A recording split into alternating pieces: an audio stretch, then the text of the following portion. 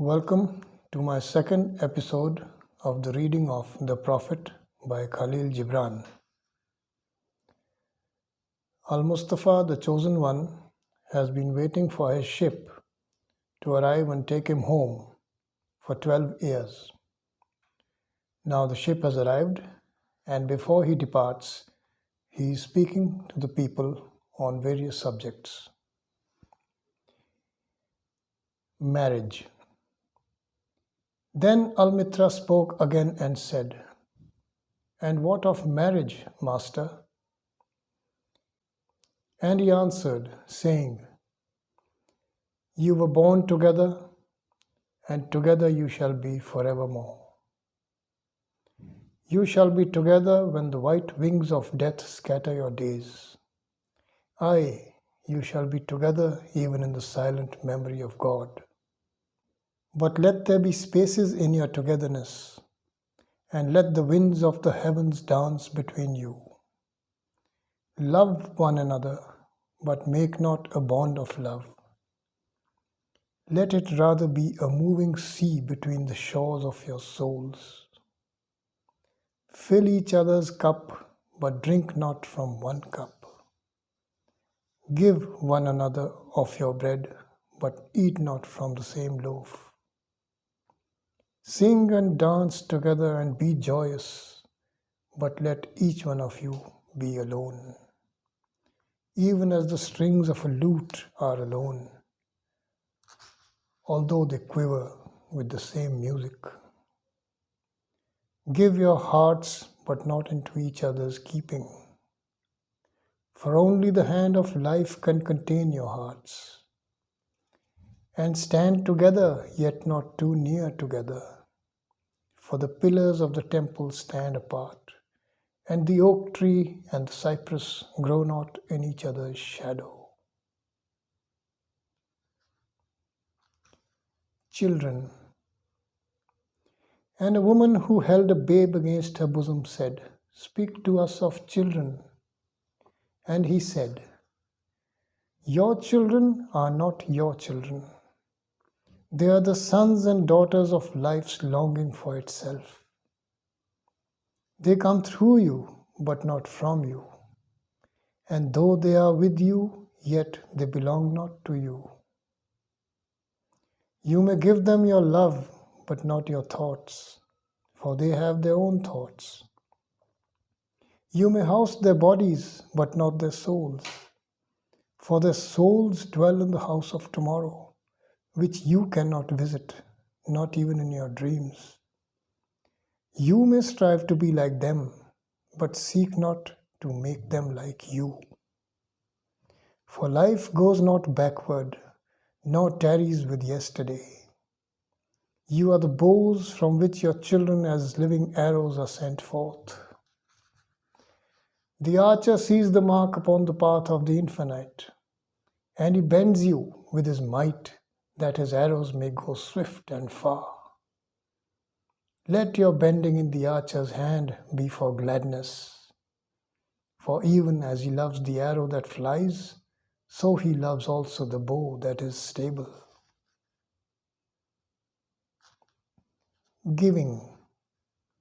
Then said a rich man, "Speak to us of giving." And he answered, "You give but little when you give of your possessions. It is when you give of yourself that you truly give. For what are your possessions but things you keep and guard for fear that you may need them tomorrow? And tomorrow? What shall tomorrow bring to the over-prudent dog, bearing bones in the sand as he follows the pilgrims to the holy city? And what is fear of need but need itself? Is not dread of thirst when your well is full, the thirst that is unquenchable? There are those who give little of the much they have, and they give it for recognition, and the hidden desire makes their gifts unwholesome. And there are those who have little and give it all. These are the believers in life and the bounty of life, and their coffer is never empty. There are those who give with joy, and that joy is their reward. And there are those who give with pain, and that pain is their baptism. And there are those who give and know not pain in giving, nor do they seek joy, nor give with mindfulness of virtue. They give as yonder in the valley the myrtle breathes its fragrance into space. Through the hands of such as these God speaks, and from behind the eyes he smiles upon the earth. It is well to give when asked, but it is better to give unasked, through understanding. And to the open-handed the search for one who shall receive is joy greater than giving. And is there aught you would withhold? All you have shall someday be given. Therefore give now, that the season of giving may be yours and not your inheritors. You often say, I would give, but only to the deserving. The trees in your orchard say not so, nor the flocks in your pasture. They give that they may live, for to withhold is to perish. Surely he who is worthy to receive his days and his nights is worthy of all else from you. And he who has deserved to drink from the ocean of life deserves to fill his cup from your little stream. And what desert greater shall there be than that which lies in the courage and the confidence, nay, the charity of receiving? And who are you that men should rend their bosom and unveil their pride, that you may see their worth naked and their pride unabashed? See first that you yourself deserve to be a giver and an instrument of giving. For in truth it is life that gives unto life, while you who deem yourself a giver are but a witness. And you receivers, and you are all receivers, assume no weight of gratitude, lest you lay a yoke upon yourself and upon him who gives. Rather rise together with the giver on his gifts as on wings. For to be over-mindful of your debt is to doubt his generosity, who has the free-hearted earth for mother and God for father.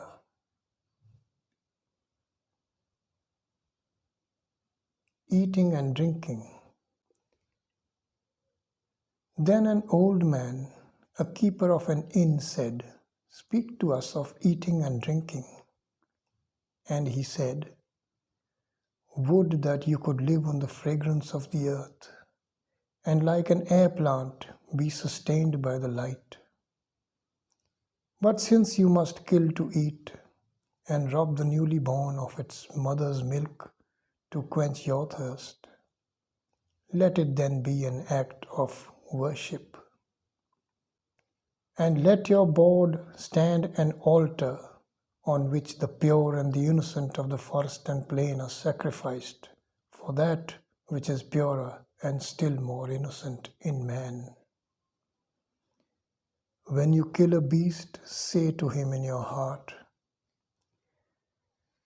By the same power that slays you, I too am slain, and I too shall be consumed.